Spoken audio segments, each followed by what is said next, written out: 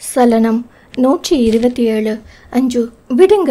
மாட்டேன், ப்ளீஸ் மாட்டேன். ஏன் இனி விடுறதா இல்லை நிஜமாவா? இப்படி கேட்ட கீழே போட்டுடு வேண்டி அவன் சட்டையை இறுக்கி பிடித்து கொண்டு, காதலும் எக்ஸ்ட்ரீம் தான், கோபமும் எக்ஸ்ட்ரீம் தான், எனக்கு எதையும் குறைவா செய்ய தெரியாதுடி. அதான் தெரியுமே என்றவள் அவன் மூக்கோடு மூக்குரச ஆடவன் பெண்ணவளின் இதழ்களை ருசி பார்க்க இதழ்கள் நான்கும் சங்கமித்து கொண்டது. ஏங்க, எல்லாத்துக்கும் ஏங்கிட்டு தாண்டி இருக்கேன். ரியலி சாரிங்க. போடி, நீங்கள் இல்லாத வாழ்க்கையை என்னால் கற்பனையை செய்து பார்க்க முடியாதுன்னு சொல்லிட்டு நிஜத்தில் தவிக்க விட்டவள் தானே நீ. உங்களை மாறி நான் இல்லைங்க. நீங்கள் எல்லாவற்றையுமே சிறப்பாக செய்கிறீங்க. அம்மா, அப்பா, அண்ணன், இப்படி குடும்பம் எல்லாவற்றையும் யோசித்து யோசித்து பண்ணுவீங்க. ஆனால் எனக்கு அப்படியெல்லாம் பண்ண தெரியல.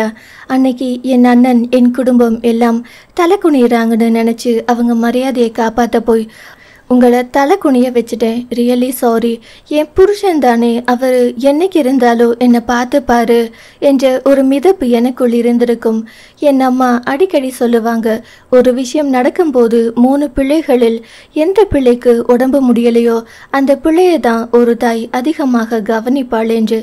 எனக்கெனவோ அந்த நேரத்தில் என் அண்ணன் கௌரவத்தை காப்பாற்றணும் தோன்றியதை தவிர என்னால் உங்களுக்கு எந்த இழப்பும் ஏற்பட போவதில்லை என்று நினைத்து விட்டேன். கௌரவமா இருக்கிற உங்களை நான் அசிங்கப்படுத்துறேன்னு அப்போதைக்கு எனக்கு தெரியல. ஆனால் நான் அப்படி கஷ்டப்படுத்தணும்னு அந்த விஷயத்தை செய்யலை. அண்ணனோட என் அப்பாவோட கௌரவத்தை மட்டும்தான் நினச்சேன். ஆனால் ஒவ்வொரு நாளும் நான் உங்களுக்காக மட்டுமே வாழ்ந்தேன். அது நிஜம். உன்னை நினைக்கும் ஒவ்வொரு முறையும் என் இதயம் செத்து செத்து பழிச்சதுடி. நீ என் கூட இருந்த மகிழ்ச்சியான தருணங்களை நினைத்து நீ இல்லாத நேரத்தில் 2 மடங்கா நினைவுகள் மேலோங்க. அப்பா, சொல்லி எல்லாம் நான் பட்ட காயத்தை புரிய வைக்க முடியாதுடி. நீங்கள் என் வாழ்க்கையின் மையம். நம்ம ஒன்றாக செலவழித்த ஒவ்வொரு தருணத்தையும் நான் நினைத்து நினைத்து தான் என் காலத்தை ஓட்டினேன். சொல்லப்போனால் என்னோட பவர் நீங்கள் தான். வார்த்தைகளை வெளிப்படுத்தி எனக்கு காதலிக்க தெரியாது. ஆனால் ஆத்மார்த்தமாக சொல்கிறேன், இந்த நேரத்தில் உங்களை மட்டும்தான் நேசிக்கிறேன். என் வாழ்க்கையில் உங்களை பெற்றதற்கு நான் மிகவும் அதிர்ஷ்டசாலி. அவன் பேசவில்லை. அவளை இறக்கிவிட்டு அவளோடு ஒன்றி நின்றான். அவன் நெருக்கம், அவன் வாசனை, கூடவே ஆடவனின் கரிய மீசை பெண்ணவளின் கழுத்தின் மீது படர்ந்தது. அவனது இடது கை பெண்ணவளின் இடையினில் எதையோ தேட, வலது கை ஒரு செயல் புரிய, இதழ் அவளின் இதழ்களை சிறை செய்ய, எதை ஏற்றுக்கொள்வது எதை தடுப்பது என்று தெரியாமல் சண்டை போட விளைந்தாலும் அது சமாதானத்திற்கு அழைப்பது போல் தன் தேகம் அவனோடு இயந்து கொடுக்க, பெண்ணவள் கொஞ்சம் நாணத்தோடு, போதும், அதெல்லாம் முடியாது என்றவனின் சுவாசம் அவள் மீது படர்ந்தது. மேனி தீண்டும் சூடான காற்றின் மோகத்தீப்பட்டு உள்ளம் உச்சி கொட்ட, உணர்வுகள் கொப்பளிக்க, காமதேவன் ஆட்சி செய்கின்ற வேளையில் காதல் கரை புரண்டு ஓடியதன் பயனாக அழகிய சங்கமம் ஒன்று அரங்கேறும் வேலையது. அவரவர் அன்பின் வழியாக களவியலில் புதிதாக ஒன்றை கற்று தெளிவு பெற்று 2 பிள்ளைகள் போல் கூடி திகைத்தனர். மருத்துவமனையில் பிற்பகல் சுவற்றோடு சாய்ந்து வெறுமையில் உழன்ற பாரதியின் உடல் வெக்கை கொண்டிருந்தது. ஒரு இடத்தில் நில்லாமல் மனம் அலைப்பாய்ந்து கொண்டிருந்தது. யாரிடமாவது பேசணும் என்று தோன்ற செல்போன் எடுத்தவள் நீண்ட யோசனைக்கு பின் தன் தோழி களைத்தாள். பாரதி மிகவும் யோசனைகளுடனே, சுகன்யா, எனக்கு உன்னை பார்க்கணும் போல இருக்கு. எனக்கும் தாண்டி என்றாள் அவள். அவளை காண்பதற்கு சுகன்யா அங்கே வந்துவிட இதுவரை சுகன்யாவின் முகத்தில் இருந்த மகிழ்ச்சியும் அப்போது இல்லை.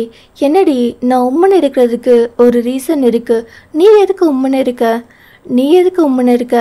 இன்னும் 1 வாரத்தில் ஆதிசரை மறந்துட்டு போகணும்னு எதிர்பார்க்குறாங்களே, அது தன்னால் முடியுமான்னு நினச்சிட்டு இருக்கேன். ஏனோ அந்த வார்த்தையை கேட்டதும் சுகன்யாவுக்கு கண்கள் கலங்கியது. என்ன தவறு செய்தால்? நேசிப்பதை தவிர. இருக்கும் ஒரு இடத்தை விட்டுவிட்டு எங்கே போவாள்?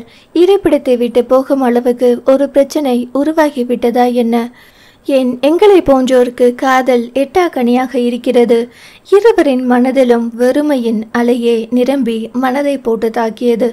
ஏனோ ஏதோ ஒரு நினைவுகள் பெண் அவளை தாக்க பாரதி தன் கண்களை துடைத்து கொண்டே, நீ எதுக்கு டல்லா இருக்க சுகன்?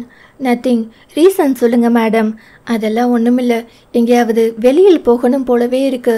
உன்னால் நடக்க முடியுமா? கொஞ்சம் ஓகே தான். எனக்கும் எங்கேயாச்சும் போகணும் போல இருக்கு. அங்கே அமர்ந்திருக்கும் செவிலிய பெண்ணிடம் அனுமதி கேட்க, எல்லாம் எல்லா நேரமும் நடக்கக்கூடாது, ஒரு சில மணி நேரம்தான், அதுவும் மார்னிங் முடிச்சுட்டு கொஞ்சம் பயிற்சி சரியாக நடக்கிறதுக்கு எப்படியோ இன்னும் 1 மந்த் ஆகும். பாரதி, அவ்வளோ நாள் நான் இங்கேவா வெயிட் பண்ணணுமா? நோ மேடம், உங்கள் வீட்டுக்கு ஷிஃப்ட் ஆகிக்கலாம். நான் உங்களை அங்கே வந்து கவனிச்சுப்பேன். வீடா? எனக்கா? உங்களுக்கு வீடு ஒன்று வாங்கியிருக்காரு. யாரு என்றால் கண்கள் விரிந்து. அண்ணாமலை சார். முகம் அவளுக்கு சோர்ந்து விட்டது. அங்கே போய் எப்படி மீண்டும் மருத்துவமனைக்கு வர முடியும்? அந்த வீட்டில் உங்களுக்கு ஃபிசியோதெரபிஸ்ட் தினமும் வருவாங்க, எல்லாம் சொல்லிக் கொடுத்து கைட் பண்ணுவாங்க. ஏனோ பெண் அவளுக்கு இனி அதையே பார்க்க மாட்டோம் என்ற பெருங்கவலை ஒன்றை தாக்க, நடக்கக்கூடாது தான், அட்லீஸ்ட் வீல் சேரில் போய்க்கலாமா என்றவள், மேடம் அனுமதி கேட்டுக்கொண்டு போங்களேன். நான் வெளியே போகலை, இந்த ஹாஸ்பிட்டல் உள்ளதான் போகிறேன். அப்போ ஓகே. அவளை அழைத்து கொண்டு சுகன்யா வெளியே வர, பாரதி, இந்த ஹாஸ்பிட்டல் வாசம் எல்லாம் போகிற தூரம் போகணும் போல இருக்கு, நீ கூட்டிகிட்டு போ. ஐயோ வேணாம், பெர்மிஷன் வாங்கணும். நம்ம என்ன ஸ்கூல் பிள்ளைகளா? அதுக்கு வேணாண்டி, ஏதாவது நினைத்திட போகிறாங்க. போடி மென்டல், இவ்வளோ செஞ்சியே அந்த அதிக்கு. அந்த ஆளு உனக்கு என்ன செஞ்சாரு? அவரை மரியாதை இல்லாமல் பேசாத. இன்னொன்று, அவருக்கு இதெல்லாம் தெரியாதுன்னு நீ ஏன் நினச்சிக்கிட்டா நான் என்ன பண்ணட்டும்? அந்த ஆஃபீஸ் சிசிடிவி கேமராவை எல்லாம் அந்த குடும்பத்தில் இருக்கிற ஒவ்வொருத்தவங்களும் கேட்டு வாங்கி பார்த்து கொண்டு இருந்தாங்க. அப்போது தெரியாமல இருந்திருக்கும். ஐயோ, தெரிந்தால் என்னை பற்றி என்ன நினைப்பார்? அதெல்லாம் இந்நேரம் தெரிந்திருக்கும். ஐயோ, அதனால தான் என்னை பார்க்க வரலையா என்றாள் மிகுந்த கவலையுடன். நீ எல்லாம் எவ்வளவு பட்டாலும் திருந்த மாட்ட. தப்பு செய்தால் திருந்தோணும். இப்போ நான் என்ன பண்ண? என் கூட வா, நம்ம எங்கேயாச்சும் போயிடலாம். உனக்கு வேலை வேணாமா லூசு? வேலை விட்டு போக சொல்லி உத்தரவு. யார்கிட்ட இருந்து? அண்ணாமலை. அவர் எனக்கு எல்லாம் நல்லது தானே பண்ணுறாரு. உனக்கு மட்டும் ஏன் போக சொன்னார்? ஈஸ்வரோட அப்பா என் அப்பாவோட ஃப்ரெண்டு. அவர் பையனை மயக்கிறதுக்காக இந்த கம்பெனியில் அப்பா வேலை செய்ய சொன்னார். ஆனால் அதை நான் செய்யலை. கூடவே புருஷனு பொண்டாட்டியும் நல்லா இருக்காங்க. அவருடைய பையன் அனுப்பிதான் நான் இங்கே வேலைக்கு வந்திருக்கேன்னு அண்ணாமலை தெரிஞ்சுக்கிட்டு என்னை உடனே அனுப்ப சொல்லிட்டார். நீ இன்னொரு குடும்பத்தை பிரிக்கிற அளவுக்கு மோசக்காரியாடி. நீயும் என்ன அப்படி நினைக்கிறியா? உன் வாயால் தானே சொன்னேன் நான் அந்த வேலைக்கு தான் வந்திருக்கேன்னு. வந்தேன், ஆனால் நான் அதை செய்யலை. அப்புறம் உங்கள் ஹஸ்பண்ட் ஒய்ஃப் இப்போது சேர்ந்துட்டாங்க. நீ என்ன மாய மந்திரம் செய்திருந்தாலும் அவர் மனதை மாற்றியிருக்கவே முடியாது. ஏன், அவருக்கு அஞ்சு மேலே அவ்வளோ காதல். ஆமாம், நீ தானே கிட்ட போய் உட்காந்து பார்த்த. நிஜமாவே கிட்ட உட்காந்து பார்த்தேன். சாவின் விளிம்பில் இருக்கும் வரை எல்லோரும் பயப்பட, அவள் மட்டும் அவர் வருவார் என்ற நம்பிக்கையுடன் இருந்தாள். அவளை நம்பிக்கை பொய்க்காமல் அவரும் வந்தார் என்று கேரளாவில் நடந்து முடிந்ததை சொல்லி முடிக்கும் போது சுகன்யாவுக்கு ஒரு மாதிரியாகிவிட்டது.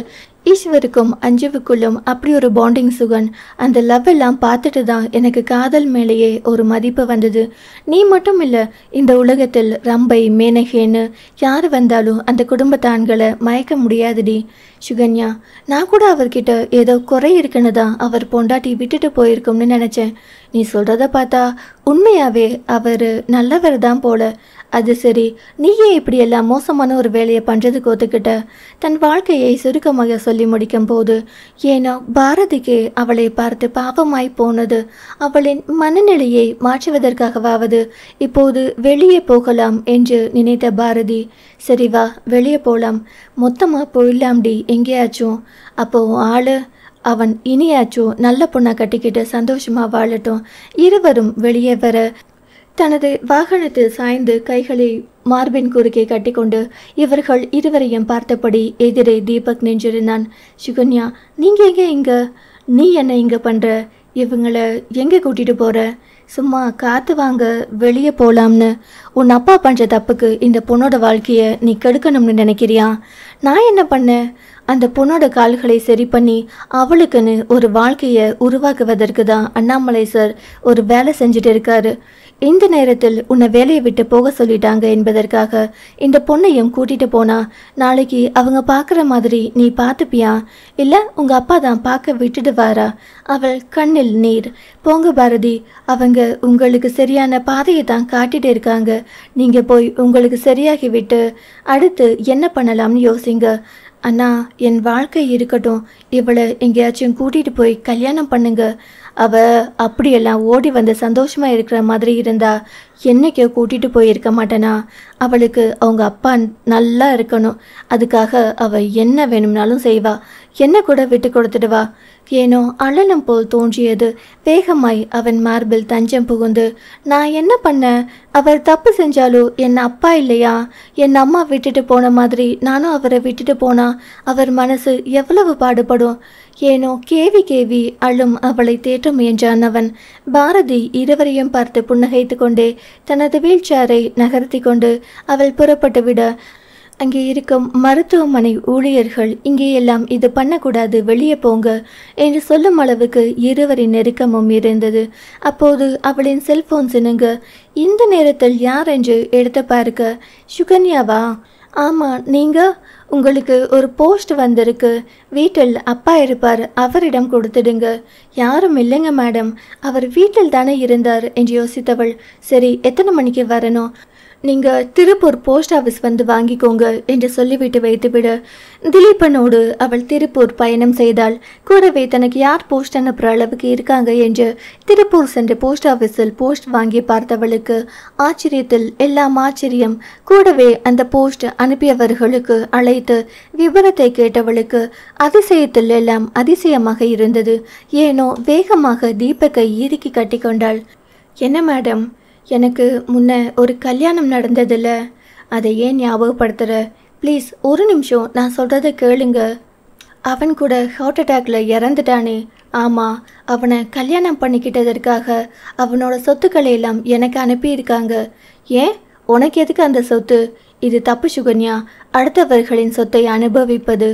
அதைத்தான் நானும் அவங்க பேரண்ட்ஸ் கிட்ட கேட்டேன். அவனே எழுதி வச்சிருக்கான். அதுவும் என்னை கல்யாணம் பண்ணிக்க சம்மதித்த அந்த பொண்ணுக்கு தான் என்னோட சொத்துக்கள் எல்லாம் போகணும்னு. இதுக்கு தானே உங்கள் அப்பா ஆசைப்பட்டார். போய் சந்தோஷமாக கொடு. ஆனால் இதெல்லாம் தப்பு. தீபக் ப்ளீஸ், இந்த சொத்துக்களை எல்லாம் வைத்து எங்கள் அப்பா ஒன்றும் வாழ போகிறதில்ல. அவர் முன்னாடி இதை காட்டிட்டு அவர் இறந்ததுக்கு அப்புறம் திருப்பி இந்த சொத்துக்களை நம்ம வேற ஏதாவது அனாதை ஆசிரமத்துக்கு கொடுத்துடலாமே தவிர நான் இதிலிருந்து சல்லி பைசா கூட எடுத்து யூஸ் பண்ண மாட்டேன். அது சரி, உன்னோட லிஸ்ட்டில் எதுக்கு என்னையும் சேர்த்துக்கிற? எங்கள் அப்பாவுக்கு இந்த பணம் தான் முக்கியம். அதை அவர்கிட்ட கொடுத்துடலாம். எனக்கு நீங்கள் தான் முக்கியம். அப்போ என்னோட எல்லாத்திலும் இனி உங்களுக்கும் பங்கு இருக்குதானே? உத்தரவு மகாராணி. அப்போது இப்போவே போய் எங்கள் அப்பா கிட்ட பேசலாம், வரீங்களா? ஓ போகலாமே. ஆனால் அந்த ஆள் காண்டாகாமல் இருந்தால் சரி. ஏனோ அவனோடு வாழப்போகிறோம் என்ற சந்தோஷத்தில் அவன் பின்னால் ஏறி அமர்ந்தவள். கிளைமேட் அழகாக இருக்குல்ல? இருக்கும். ஏன் அழகா இல்லையா? திருப்பூரோட இந்த மொட்டை வெயில் உனக்கு அழகா இருக்கா? உங்கள் கூட பயணிக்கும் போது ரொம்ப அழகா இருக்கு. மொட்டை வெயில் என்னை கொற்ற மழை கூட எனக்கு ரொம்ப பிடிக்கும் என்றாள் அவன் தோளில் சாய்ந்து. ஆமாம் என்றான் பெருங்காதலுடன். இருவரின் மனமும் லேசாக மகிழ்ந்தது. அவன் வாகாக மேம்பாலத்தில் ஏற்றும்போது ஏதோ காற்றில் பறப்பதாக நினைத்து கைகளை விரித்து கொள்ள நினைத்தாள். அவ்வழியே செல்லும் காற்று வேகமாய் தீண்டி செல்லவும் செல்லனுடைய முகத்தை அவன் பக்கமாக திருப்பி மீண்டும் சாலையை பார்த்தாள். அவன் மெதுவாக அவள் தோளை தொட்டு, என்னங்க மேடம், இப்படி உங்கள் கூட வர்றது என்னமோ மனதிற்கு மிகப்பெரிய சுதந்திர உணர்வையும் நம்பிக்கையையும் கொடுக்குது. ஏனோ அவளின் வார்த்தைகள் அவனை உற்சாகப்படுத்தியது. திடீரென்று அங்கே வாகன நெரிசல் ஏற்பட்டாலும் அருகருகே அவனோடு அமர்ந்திருக்கும் அந்த நொடி பொழுது அங்கே நெருங்கி சென்று கொண்டிருந்த மோட்டார் வாகனங்கள் கொடுக்கும் ஹாரன் சத்தம் அவளுக்கு எரிச்சலை ஏற்படுத்தவில்லை. இதற்கு முன்னமே ஹாரன் சத்தம் கேட்டிருந்தால் 1000 முறை என்று எரிச்சலை கொட்டியிருப்பாள். ஆனால் இன்று அந்த ஹாரன் சத்தம் கூட அவளுக்கு சங்கீதமாய் தோன்றியது. கூடவே இப்படி ஒரு பயணம் இனி எப்பொழுது வேண்டுமானாலும் அவளுக்கு சாத்தியமாகலாம். ஆனால் இன்று இந்த நொடி போல் இதற்கு முன் அவள் அனுபவித்ததில்லை. இதற்கு பின்னால் அனுபவித்தாலும் இது போல் இருக்காது என்றே தோன்றியது. அவனுக்கு ஆசைப்பட்டவனோடு வாழப்போகிறோம் என்ற கனவு முதல் முறை சாத்தியமாகிய சந்தோஷத்தில் அவள் பாரதி தனது படுக்கையில் படுத்து அன்னார்ந்து விட்டத்தை பார்த்தாள். ஏனோ செவிலியப்பன், வாங்க வெளியே உங்களை வீல் சேரில் அழைத்து கொண்டு போய் இந்த காற்றோட்டத்தை எல்லாம் அனுபவித்து கூட்டிட்டு வருகிறேன் என்று சொல்லியும் அவளுக்கு போக விருப்பமில்லை, மறுத்துவிட்டாள். அப்படி செய்யாமல் அறைக்குள் உறைந்து கிடக்கவே அவளின் மனம் விரும்பியது. அவனுக்கு விஷயம் தெரிந்திருக்கும், இனி வரமாட்டான் என்ற வார்த்தைகள் தன் காதலை தெரியப்படுத்தி அவரை காயப்படுத்தி விட்டோமோ என்ற வலி அவளை கொல்லாமல் கொன்றது. ஏனோ இனி பார்க்க போவதில்லை என்பதே மரண அவஸ்தை அவளுக்கும் அவள் மனதுக்கும். ஏனோ தன் வாழ்க்கையில் தனிமை என்பது பெரிய விஷயம் அல்ல. இனிமேல் தன் வாழ்க்கையில் ஒற்றை அறையில் தன்னை தானே நொந்து கொள்ளும்படி ஒரு அவசியமான சூழ்நிலைக்கு அவரையும் என்னையும் ஆளாக்கிவிட்டேனே. கொடுமையான தனிமையின் கணங்களை ஏனோ அனுபவிக்க முயன்று மிரண்டு ஓடும் மனம் நிற்கதியற்று நிற்கும் போது, கண்கள் குளமாகி கேவி அழும்போது அவளை ஒரு கை வருடியது. நிமிர்ந்து பார்க்க அங்கே நந்தினி அவளின் முதுகை வருடி கொண்டிருந்தாள். அதியமான் அவளை பார்த்து கொண்டே நின்றிருந்தான். சலனம் 128. நிமிர்ந்த பாரதி தன்னை யாரோ வருடுவதை கண்டே திரும்பி பார்க்க அங்கே நந்தினி. மேம், அவளோ கொஞ்சம் நகர்ந்து, யார் வந்திருக்காங்கன்னு பாருங்க.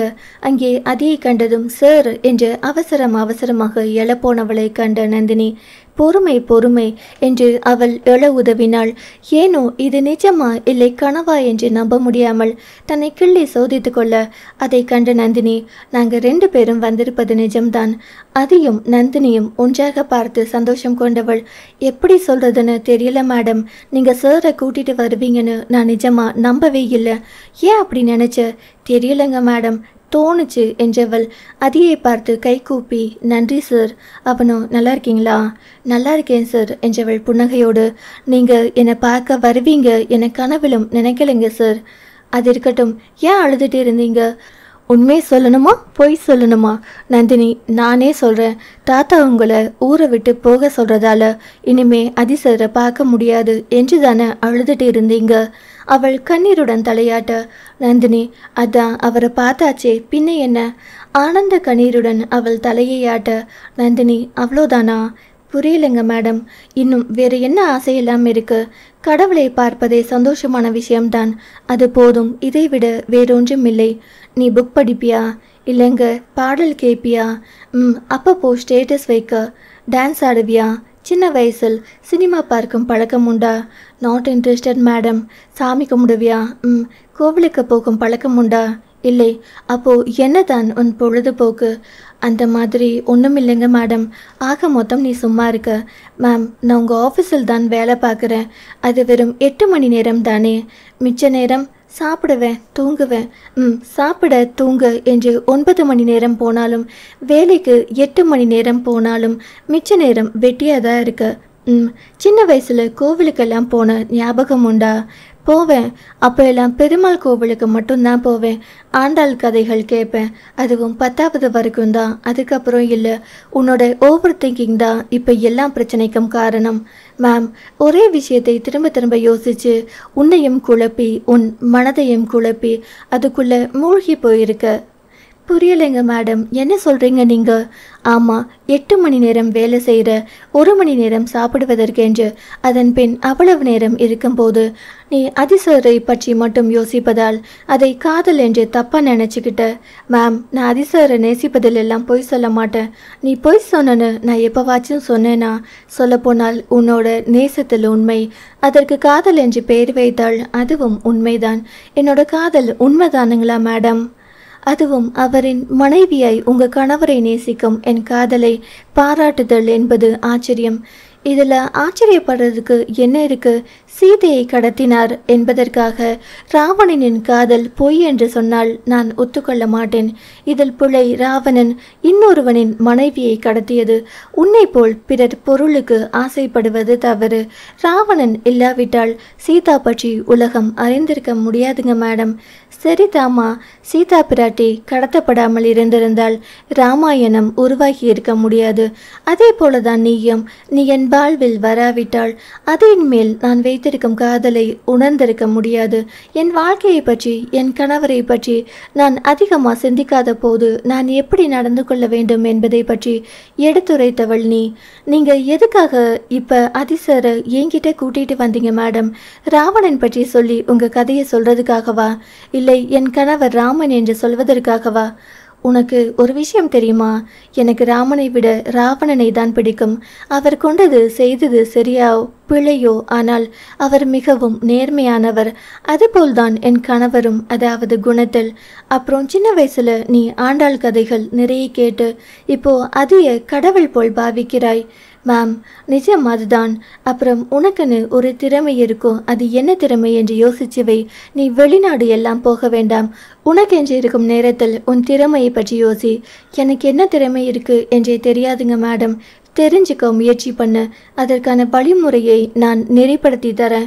நீ உன் திறமை என்னன்னு கண்டுபிடிச்சிட்டா, சப்போஸ் உனக்கு தைக்க தெரிந்தால் நான் கம்பெனி போட்டு தருகிறேன்.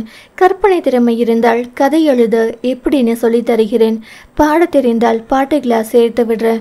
இல்லை நல்லா படித்திருந்தால் சொல், கம்பெனியில் ஒரு பர்டிகுலர் வேலையை சிறப்பாக செய்தேன் என்றால் அதை பற்றி சொல்லு. நான் எனது நண்பர்களிடத்தில் வேலை வாங்கி தருகிறேன்.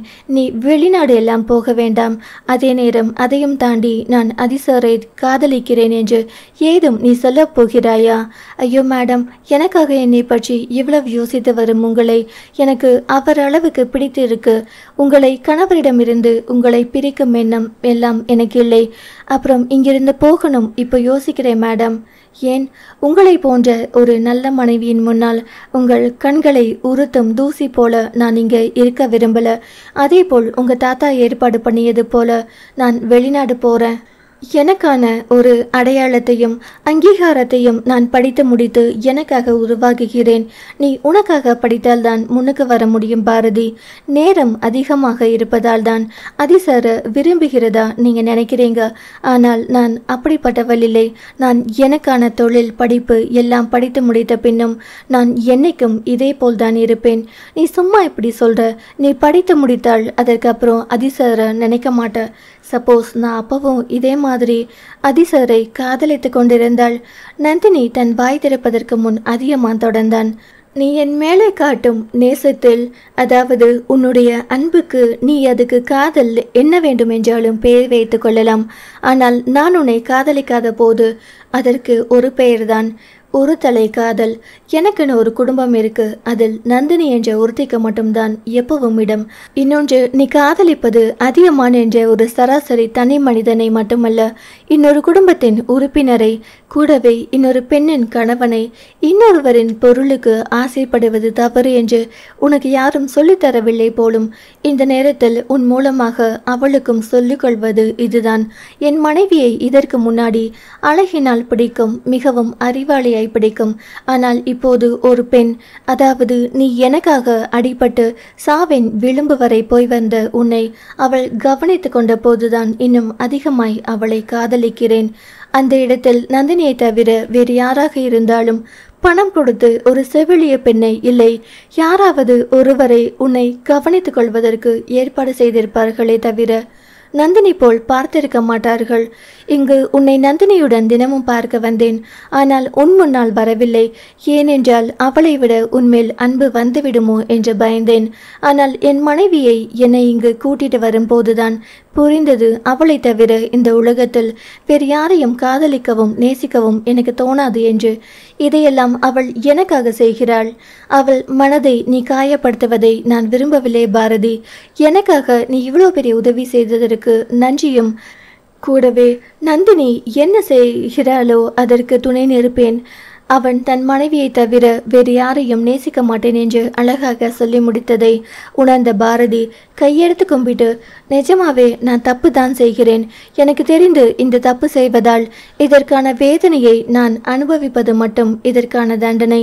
தயவு செய்து இனி மேல் படிப்புக்கு வெளிநாடு அனுப்புங்கள். நந்தினி மேடம், உண்மையாகவே சொல்கிறேன், எந்த ஜென்மத்திலும் உங்கள் வாழ்க்கை பறிக்கவும் தடுக்கவும் நான் வரவே மாட்டேன். உண்மையாகவே உங்களின் கண்முன்னால் வாழ்ந்து உங்கள் இருவருக்கும் நான் துன்பமாய் இருக்க விரும்பல. நான் நேசிக்கும் என் அதிசர் எனக்கு கடவுள்தான். அவர் எப்போதும் சந்தோஷமாக இருக்கணும். நான் போறதற்கான ஏற்பாட்டை நீங்கள் பண்ணுங்கள் மேடம். அப்புறம் ஒரே ஒரு கேள்வி, நீங்கள் எந்த மனதைரியத்தில் இவரை இங்கு அழைத்து வந்தீர்கள்? நந்தினி அவளையே பார்த்து, சீதா ஒரு நிமிடம் கோடு தாண்டாமல் இருந்திருந்தாள். இப்போது இப்படி ஒரு ராமாயணம் உருவாகி இருக்காதோ? அதே போல்தான் நாம் செய்யும் செயலும். சில விஷயங்கள் நம் வாழ்க்கையில் நடக்காமல் இருந்தால் பல வேதனைகளுக்குள் சிக்காமல் நாம் தப்பித்திருப்போம். மேடம், ராமன் சீதாவை சந்தேகிக்காமல் இருந்திருந்தால் அவர் தீக்குளித்திருக்க மாட்டாரே. காதலில் சந்தேகம்தான் தவறுங்க மேடம்.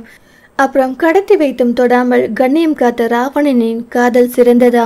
யாரும் தன் மனைவியை குறை சொல்லக்கூடாது என்று நினைத்த ராமனின் காதல் சிறந்ததா? இல்லை கணவனை சிறந்தவன் என்று வாழ்ந்த சீதாதேவி கணவனுக்காக தீக்குளித்து தன்னை நிரூபிக்க சொன்ன உடனே நிரூபித்த சீதாவின் காதல் சிறந்ததா? நந்தினி, அவரவர் இடத்தில் வாழ்ந்து பார்த்திருந்தால்தான் யாரின் காதல் சிறந்தது என்று எனக்கு தெரியும். என்னை பொறுத்தவரை இந்த உலகத்தாருக்கு நிரூபிக்க அவர் என பரிசோதனை பொம்மையா? கட்டிய கணவன் உலகத்தாரின் முன்னால் நிரூபிக்க சொன்னபோது அந்த பெண்ணின் மனதிற்குள் என்னவெல்லாம் வழி இருந்திருக்கும். செய்யாத தவறுக்கு தண்டனை அனுபவிக்கும் போதுதான் அதற்கான வழி தெரியும். அது போதும் என் கணவனின் மனதும் அவரின் கண்ணில் எனக்கான காதலை மட்டும்தான் இந்த நொடி வரை கண்டிருக்கிறேன். ஒருவேளை என் கணவருக்கு உன்னை பிடித்திருந்தால் கூட நான் கட்டி வைத்திருப்பேன். ஆனால் அவர் நெஞ்சில் நான் மட்டுமே என்றால் கர்வத்துடன். பாரதி இருவரையும் ஒன்றாக நிறுத்தி பார்த்து, உண்மையாக உங்கள் ஜோடி பொருத்தம் செம, ரொம்ப அற்புதமான ஜோடி. உங்களுக்கு நடுவில் நான் எப்பவும் வர விரும்பவில்லை. கடைசியாக அவரை அழைத்து வந்து காட்டியதற்கு நன்றி. இனி நான் உங்களை தொந்தரவு பண்ண விரும்பல. நந்தினி, நீ ஒரு வார்த்தையை பிழை திருத்தம் பண்ணிக்கணும் பாரதி. உங்களை பிடித்த நான் வரல என்று சொல்கிற அதையும் விதியையும் தவிர நினைத்தாலும் எங்கள் இருவரையும் பிரிக்க முடியாது. உன் கதை கேட்டு கொஞ்சம் அறிந்து கொண்டேன். முன்னே ஒரு தவறானவனை தேர்ந்தெடுத்து உன் வாழ்க்கையே பிழையாக்கி கொண்டாய். இன்றும் அதே தவறை தான் செய்கிறாய். பிறர் கணவனை நேசிக்கிறாய். நேசித்தல் குற்றமல்ல, ஆனால் யாரை நேசிக்கிறோம் என்பதை பொறுத்து, எதை தேர்ந்தெடுக்கிறோம் என்பதை பொறுத்து நம் வாழ்க்கை பயணம் மாறும். இங்கு நடக்கும் எல்லாமே நாம் நடத்துவதில்லை, காலம் நடத்தி கொண்டிருக்கிறது. நாம் அதன் பின்னால் ஓடிக்கொண்டிருக்கிறோம். ஒருவேளை இந்த ஜென்மத்தில் என் கணவனை காப்பாற்றுவதற்காக கூட நீ இங்கு வந்திருக்கலாம். கடவுள் எனக்காக உன்னை அனுப்பி வைத்திருக்கலாம். நான் அப்படிதான் உன்னை யோசித்து கொண்டேன்.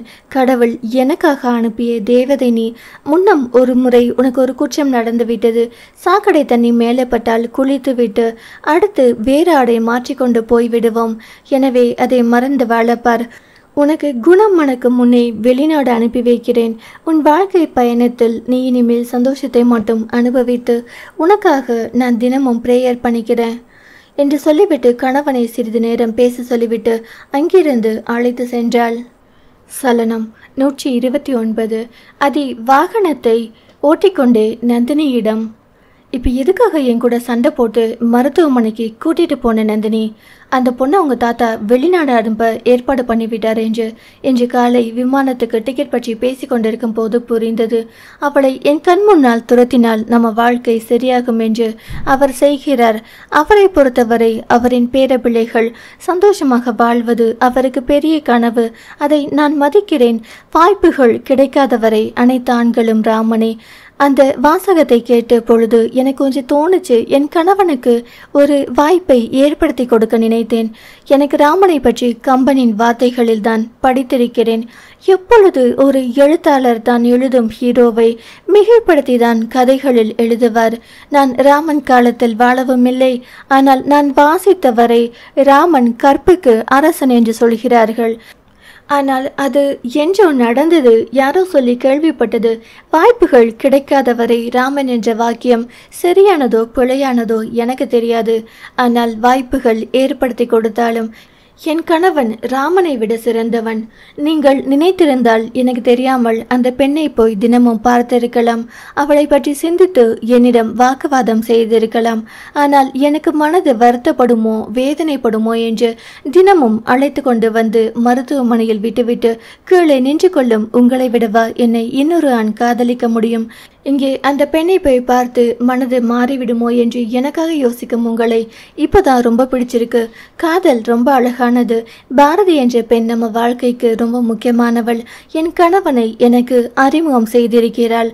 அவரின் மேலே பின்னொரு காலத்தில் ஏதோ ஒரு சூழ்நிலையில் கோபமே எழுந்தாலும் வாழ்நாள் முழுவதும் நேசிக்க ஒரு காரணத்தை உருவாக்கி கொடுத்திருக்கிறாள். அதனால் நம் வாழ்க்கையில் அவள் ஒரு தேவதை தான். அவள் வாழ்க்கையை கண்டிப்பாக சரியாக்கி கொடுக்கணும் என்று அது மட்டுமே எனக்கு இப்போது இருக்கும் ஒரே சிந்தனை.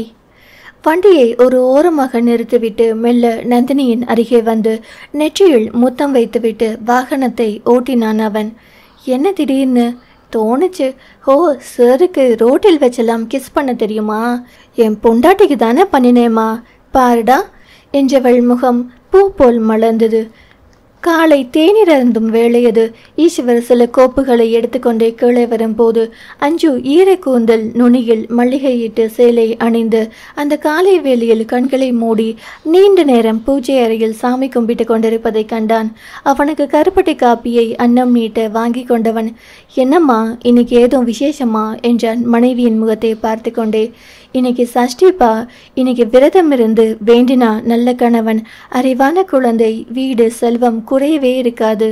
ஹோ என்றவன் வழக்கம் போல் தனது தாத்தா அண்ணனுடன் அன்றைய வேலைகளை பேசி முடித்து பின் அலுவலகத்திற்கு கிளம்பி தயாராகி கீழே வந்தான் காலை உணவிற்காக. அஞ்சு அப்படியே ஒரு தேஜஸ் கூடி அழகாக இருந்தாள். பெண் அவள் கணவனுக்கு தட்டி வைத்து சுட சுட தன் மாமியார் கொண்டு வந்து கொடுத்த கம்பு தோசையை தட்டில் வைக்க அதை ஒரு கையால் பேய்த்து கொண்ட ஈஸ்வர், என்னடி வேண்டுதல் எல்லாம் பலமா இருக்கு? சும்மா, சரி நீயும் வா உட்காந்து சாப்பிடு. வேணாம். ஏண்டி? இன்னைக்கு நான் விரதம். எதுக்கு விரதம்? சாப்பிடுங்க சொல்கிறேன். என்னடி நீ என்கிட்ட கேட்குறதெல்லாம் முருகன் கிட்ட கேட்டுட்டு இருக்க என்றான் அவளுக்கு மட்டும் கேட்கும் விதமாக. பெண் அவள் புரியாமல், என்ன பேசுறீங்க? பேபிக்காக தானே விரதம். இப்போ ஓகே சொல்லு, நான் வீட்டில் ஒர்க் பண்ணுறேன். நினப்பு தான், இந்த விரதம் ஒன்றும் நம்ம பேபிக்காக இல்லை. அப்புறம் அக்காவுக்கு பேபி பிறந்த பின்னாடி தான் நமக்கு பேபி. ஏனோ அந்த வார்த்தையில் அவன் முகம் வாடியது. பின் அதை மறைத்து, பின்ன எதுக்கு விரதம்? அது என்னடி? சும்மாதான். சும்மானா ஏன் எதையோ மறைக்கிற? அதெல்லாம் இல்லை. பின்ன எதுக்கு விரதம்? தேவையில்லாமல் உடம்புக்கு எடுத்துக்க போறியா? விரதம் அப்போ இப்படி பேசாதீங்க. அப்போ சரியான ரீசன் சொல்லு, இல்லை விரதம் ஸ்டாப் பண்ணிட்டு வந்து சாப்பிடு. நீங்கள் சாப்பிடுங்க, நான் ரீசன் சொல்கிறேன். அவன் சாப்பிட்டு முடித்து கை கழுவி விட்டு, சொல்லு. நந்தினி அக்காவுக்காக. ஏன் நந்தினிக்கு என்ன? அக்கா ஹெல்த்து நல்லா இருந்தோம், பேபி இன்னும் ஃபார்ம் ஆகலை. அதான் அக்காவுக்கு சீக்கிரம் பேபி பிறக்கணும், அதுக்காக தான் விரதம். அவன் அவளை அப்படி ஒரு பார்வை பார்த்தான். அவன் கண்ணில் ஏதோ ஒரு ஏக்கம் வந்து மறைந்து போனது. அந்த பார்வையின் அர்த்தம் அவளுக்கு விளங்கவில்லை. என்னாச்சுங்க? தோள்களை குலுக்கி ஒண்ணுமில்லை என்றவன் சென்று விட்டான் எதுவும் பேசாமல். நான் என்ன தப்பு பண்ணினேன்? ஏன் திடீர்னு இவருக்கு என்ன ஆச்சு? அக்காக்கு விரதம் இருப்பது குற்றமா என்று சிந்தித்து சிந்தித்து குழம்பித்தான் போனாள். மதியம் சாப்பிடவும் வரவில்லை. மணி 2 கடந்த பின் அவனுக்கு அழைக்க அவன் எடுக்கவில்லை. தீபக்கிற்கு அழைத்து, அண்ணா மீட்டிங் முடிஞ்சதா? முடிஞ்சதுங்க மேடம். இன்னும் அவர் லஞ்சுக்கு வரல. இதோ போய் பார்க்குறேன் என்றவன் அறைக்குள் நுழைய அவனும் வெளிவானத்தை வேடிக்கையை பார்த்து கொண்டிருந்தான். சார், சொல்லு தீபக். வீட்டில் இருந்து மேடம் ஃபோன். என்னவாம்? லஞ்ச் வர லேட்டாகும் சொல்லிடு என்றவன் மீண்டும் வானத்தை வேடிக்கை பார்த்தான். அவன் மனம் எதை நினைத்து இவ்வளோ வருந்தது என்று அவன் மட்டுமே அறிவான். பிறக்காத குழந்தை பற்றி அன்றே 1000 கனவு கண்டவன் அவன். இன்று கூட அவளின் வேண்டுதல் அவளின் அக்காவுக்கு. அப்போ என்னோட ஆசைகள் எல்லாம் இது பொறாமைக்கான ஒன்றுமில்லை. தன்னோட கனவுகளில் கூட குழந்தை பற்றிய சிந்தனையை விதைத்தவள் அவள். அதனால்தான் இப்படி மருகுகிறானோ என்னவோ. அவன் வராததால் அஞ்சு வீட்டுக்குள் அடைந்து கிடக்கும் போது இன்று என்ன செய்யலாம் என்று யோசித்து தனது கணவனின் பீரோவை சுத்தம் செய்ய நினைத்து ஒவ்வொரு அடுக்காக அடுக்கி கொண்டிருந்தாள். கணவனின் ஆடைகளை அடுக்கிவிட்டு லாக்கர் சுத்தம் செய்ய திறக்கும் போதுதான் கவனித்தாள் பீரோவிற்குள் இருக்கும் லாக்கரில் ஒரு சிறிய பெட்டி ஒன்று இருப்பதை. இந்த வீட்டில் லாக்கரில் மட்டும்தானே நகைகளை வைப்பார்கள், என்ன இங்கே வச்சிருக்கார் என்று எடுத்து பார்க்க கண் கலங்கிவிட்டது. பெட்டிக்குள் சில வருடங்களுக்கு முன் தான் சோதித்து பார்த்த முதல் பிரெக்னன்சி கிட். அதை ஒரு சொத்து பத்திரம் போல் வைத்திருந்தான். எந்த அளவுக்கு இந்த குழந்தையை நேசித்திருந்தால் இந்த அளவுக்கு இதை பத்திரப்படுத்தி வைத்திருக்க வேண்டும் என்று எண்ணும் போதே மனது வலித்தது. அவர் எதற்காக தன்னை அப்படி பார்த்தார் என்று இப்போ புரியுது என்று நினைத்தவள் வேக வேகமாக சாப்பாட்டை ஒரு டிஃபன் கேரியரில் போட்டுக்கொண்டு கிளம்பினாள். அன்னம் மணி 3 தாண்டி வராத கணவனுக்கு உணவெடுத்து போகும் மருமகளை பார்த்து, டிரைவர்கிட்ட கொடுத்து அனுப்புமா? இல்லைங்கத்த, நான் போறேன். அவள் அந்த அத்தையை சொல்வதற்குள் அத்தனை திக்குகள். ஆனாலும் அவள் வாயில் அத்தை என்று வந்ததில் அவருக்கு மகிழ்ச்சி. இப்பதான் இந்த குடும்பத்திற்குள் வர ஆரம்பித்திருக்கிறாள் என்று நினைத்து மகிழ்ச்சியுடன் அவளை கார் டிரைவரை வரவழைத்து கூடவே தீபக்கிற்கு தகவல் டிரைவருடன் அஞ்சுவை அனுப்பி வைத்திருக்கிறேன் என்று அலுவலகம் வந்தவளை அழைத்து கொண்டு போனான் தீபக். மேடம், நீங்க வரீங்கன்னு சருக்கு சொல்லல, ஏன்? அவர் கொஞ்சம் டென்ஷனா இருக்கார்.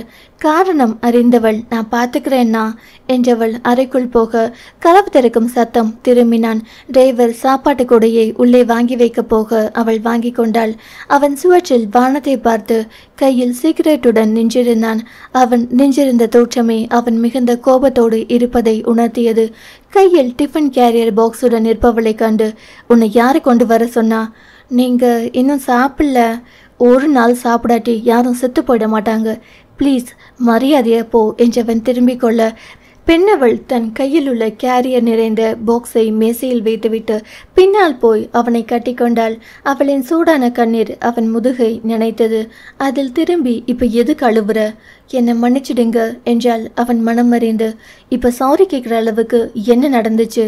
அவள் தன் உள்ளங்கையில் வைத்திருந்த பிரெக்னன்சி கிட் அதை திறந்து காட்டி சாரி. அவன் அவளையே பார்த்தான்.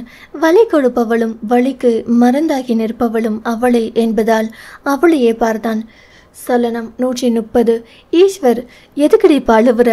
எப்போவுமே எதையாச்சும் பண்ணி உங்களை கஷ்டப்படுத்திடுறேன். அதான். நீ தெரிஞ்சு பண்ணுறியா இல்லை தெரியாமல் பண்ணுறியா? உங்கள் மேல் சத்தியமா நான் அக்காவுக்கு நல்லது நடக்கணும் மட்டும்தான் யோசித்தேன். இதனால் நீங்கள் உடைஞ்சு போவீங்கன்னு நினைக்கல. ஹோ என்றான் சலிப்பாக. ஏன் ஒரு மாதிரி பேசுகிறீங்க? உனக்கு என்ன தவிர எல்லாரை பற்றியும் சிந்தனை இருக்கு. உன் மனசில் ஒரு இடத்துல கூட நான் இல்லை. அதை நினச்சிதான் இந்த சலிப்பு. ஏங்க, நீங்கள் சொல்கிறதெல்லாம் கேட்குறேன் தானே. செம்மறியாட்டு கூட்டம் மாதிரி இருக்கிறது எனக்கு பிடிக்கல அஞ்சு. கொஞ்சமாச்சு லவ்வோடு இரு. எப்போது பெயர் சொல்லி அழைக்கிறானோ அப்போதெல்லாம் அதிகமாய் கோபமாய் இருப்பான் என்று அறிந்தவளுக்கு மனது வலித்தது. நான் லவ்வோடு தான் இருக்கேன். அப்படியா? நிஜம்தான். உங்கள் அக்காவுக்கு முன்னாடி நீ குழந்தை பெற்றுக்க கூடாதுன்னு யாரை கேட்ட முடிவெடுத்த? நான் எங்கே முடிவெடுத்தேன்? நீ தான் சொன்னியே அக்காவுக்கு முன்னாடி நம்ம குழந்தை பெற்றுக்க வேணாம்னு. என் அக்கா எனக்கு அம்மா மாதிரி. அவங்களுக்கு இன்னும் பேபி பிறக்காம நம்ம பெற்றுக்கிட்டா எல்லாரும் அக்காவை கொஸ்டின் கேட்பாங்களே. ஹோ, அப்போ எல்லாரும் என் ஆண்மை இல்லாதவன்னு சொன்னா உனக்கு அதை பற்றி எந்த கவலையும் இல்லை தானே? அந்த மாதிரி ஒரு கோணத்தில் யோசிக்காதவளுக்கு நெஞ்சு கூட்டில் பக்கெஞ்சு இருந்தது. என்ன இப்படி பேசுறீங்க? நான் பேசலடி மயிறு. நீ கொழுப்படுத்து உன் அண்ணங்காரன் கூட போய் வாங்கி வச்சிருக்கியே ஒரு டிகிரி. அது வேணும்னா உனக்கு பெருமையா இருக்கலாம். ஆனால் ஊரே ஒன்று பேசிச்சு.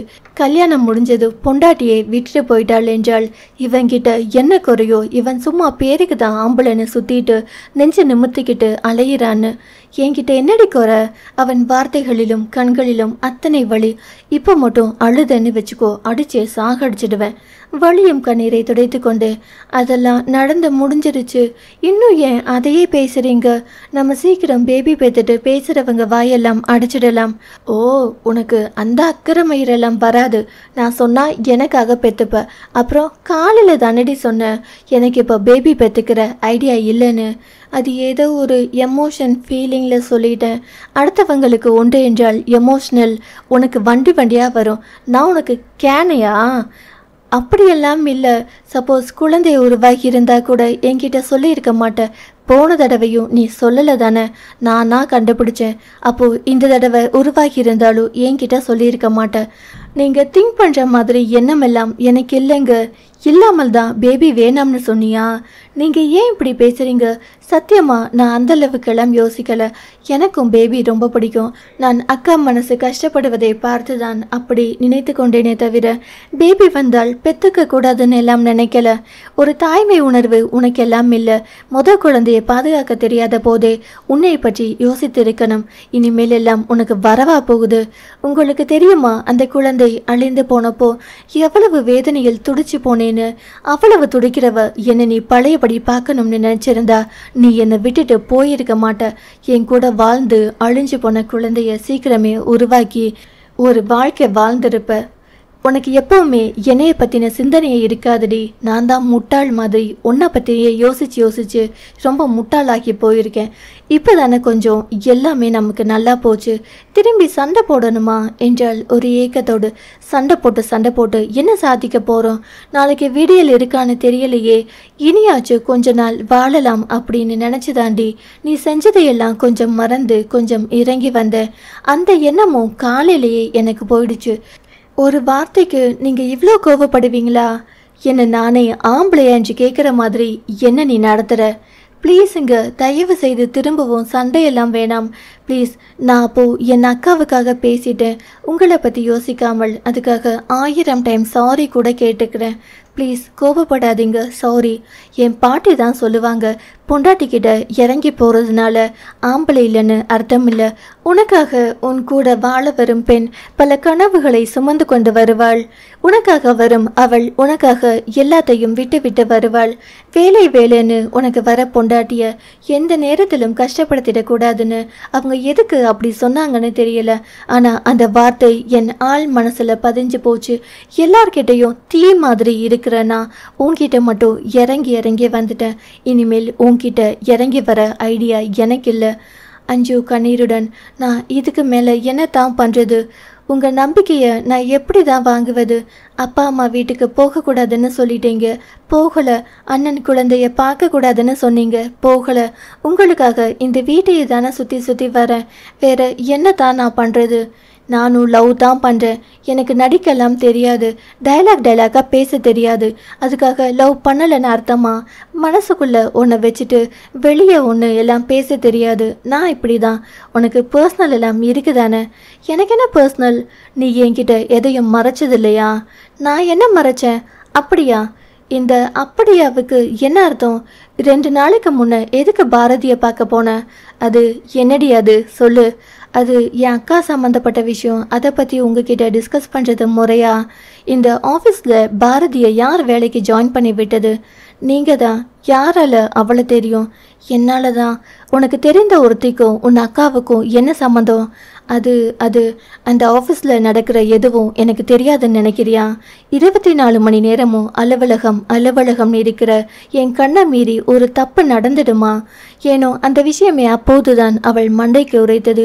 மெல்ல நிமிர்ந்து கணவனின் முகத்தை பார்க்க அவன் கண்ணில் ஒரு ஆராய்ச்சி பார்வை, ஒரு கோபம், ஒரு வெறுப்பு கொப்பளிக்கவும் மௌனத்தை கடைப்பிடித்து நின்றாள். உனக்கு ஒரு விஷயம் தெரியுமா? பாரதி அதிக லவ் பண்ணுறேன்னு ஹாஸ்பிட்டலில் பேசினதும் அடுத்து அதை பார்க்க வந்தது என்னதான். என்கிட்ட பேசினா ஒரு தெளிவு கிடைக்கும்னு வந்தா. அவன் என் அண்ணன். அதை கூட நீ மறந்துட்ட இல்லை? நான் இந்த அளவுக்கு யோசிக்கல. அக்காவே சொல்ல நினைக்காத ஒரு விஷயத்த நாம பேச வேண்டாம் என்று தான் நினைச்சேன். அது அக்கா மாமா சம்மந்தப்பட்டது. வெளியே தெரிஞ்சா அசிங்கமா இருக்கும். அப்படி இப்படின்னு தான் யோசிச்சு மறைச்சேனே தவிர உங்ககிட்ட மறைக்கணும்னு யோசிக்கல. உங்ககிட்ட அதை பற்றி டிஸ்கஸ் பண்ண வேணாம்னு தான் யோசித்தேன். இந்த உலகத்தில் எல்லா ரகசியமும் பகிர்ந்துக்கிற ஒரு நல்ல நண்பர்கள் இருப்பாங்க. தன் கணவனுக்கும் மனைவிக்கும் எல்லாம் தெரிந்திருக்க வேண்டும் என்று குடும்பத்தில் நினைப்பாங்க. ஆனால் இது என் அண்ணன் சம்மந்தப்பட்டது. இதை புருஷன்கிட்ட கலந்து ஆலோசிக்க வேணாம். உடனே வீட்டை விட்டு போயிடலாம். இது என் அக்கா சம்மந்தப்பட்டது. அதனால இதை புருஷன்கிட்ட சொல்ல வேணாம். நம்மளை முடிவெடுத்துக்கலாம். என் அக்கா இன்னும் குழந்தை பெற்றுக்கல. அவளுக்கு முன்னாடி நான் பெற்றுக்க கூடாது அப்படிங்கிற முடிவையும் நீயே எடுத்துக்கலாம். புருஷன்கிட்ட சொல்லக்கூடாது. அப்போ என்ன டேஷுக்குடி நீ என் கூட இருக்க? இவங்கெல்லாம் என்னை விட பெருசா தெரியுறாங்கன்னா அப்போ உனக்கு நான் யாருடி? உனக்கு என் லவ்வே தெரியல இல்ல? என்ன சொல்வது அவளுக்கு? அந்த அளவுக்கு எல்லாம் வாயாடி பழக்கம் இல்லாததால் மௌனத்தை கடைபிடித்து அவள் முகத்தை பார்த்து, இப்போ நான் என்னதான் பண்ணணும்? வாழ்க்கையில் முதல் சான்ஸில் தோற்று போனவங்க கூட இரண்டாவது வாய்ப்பு கிடைச்சா அந்த வாய்ப்பை பயன்படுத்தி முதலில் செய்த பிழையெல்லாம் திருத்தி இரண்டாவது முறையாக கிடைக்கும் வாய்ப்பை சரியாக அமைச்சுப்பாங்க. உனக்கு 2 வாய்ப்பு கொடுத்து முடிச்சாச்சு, இனி உனக்கு வாய்ப்பே கிடையாது. வாய்ப்பு கொடுத்து தான் வாழணுன்ற அளவுக்கு அப்படி என்ன தப்பு செஞ்சுட்டேனா? நீ எல்லாம் எவ்வளவு சொன்னாலும் புரிஞ்சுக்காத ஜடம். ஒருத்தனுக்கு ஒருத்தின்னு சொல்லியே என் மனசுல எங்க பாட்டி உன்னை விதைச்சிட்டு போயிட்டாங்க. அதனால இந்த நிமிஷம் வரைக்கும் உன்னை தான் நினைச்சிட்டு இருக்கேன். கடைசி வரைக்கும் பொண்டாட்டியா வேணும்னா இரு. இனி உன் வாழ்க்கையில அந்த காதல் கத்திரிக்காய் எல்லாம் நீ தகுதியானவள் கிடையாது. நீ கொண்டு வந்த சாப்பாட்டை தூக்கிட்டு மரியாதையா இங்கிருந்து கிளம்பிடு. என்ன பேசி எப்படி பேசி அவனை சமாதானப்படுத்துவது என்றெல்லாம் தெரியவில்லை. ஏதோ ஒரு நல்லது நினைத்து செய்தால் அது முடிவில் தனக்கே கெட்டதாக முடிந்துவிடும் சூழ்நிலையை எண்ணி அவன் அருகே போய், ஏங்க தயவு செஞ்சு போயிடு, அடிச்சு தொலைச்சிட போறேன், இது ஆஃபீஸ் அசிங்கமாயிடும். பெண் அவள் அசையாமல் நிற்க தரத்தரவென்று கையை இழுத்து கொண்டு போய் கதவின் அருகே விட்டு, இதுக்கு மேலே வெளியே தள்ளுனா வெளியே இருக்கிறவங்க உன்னை பற்றி என்ன நினைப்பாங்க? நான் இன்னும் அசிங்கப்படணும், கத்தணும், இங்கே இருக்கிறவங்க எல்லாம் என்னை தப்பாக பேசணும் அப்படின்னு நினச்சா நீ இங்கேயே நில்லு. அதற்கு மேல் அங்கு நிற்க முடியாமல் கண்ணீரை துடைத்து கொண்டு வெளியேறிவிட்டாள் மிகுந்த கனத்த மனதுடன்.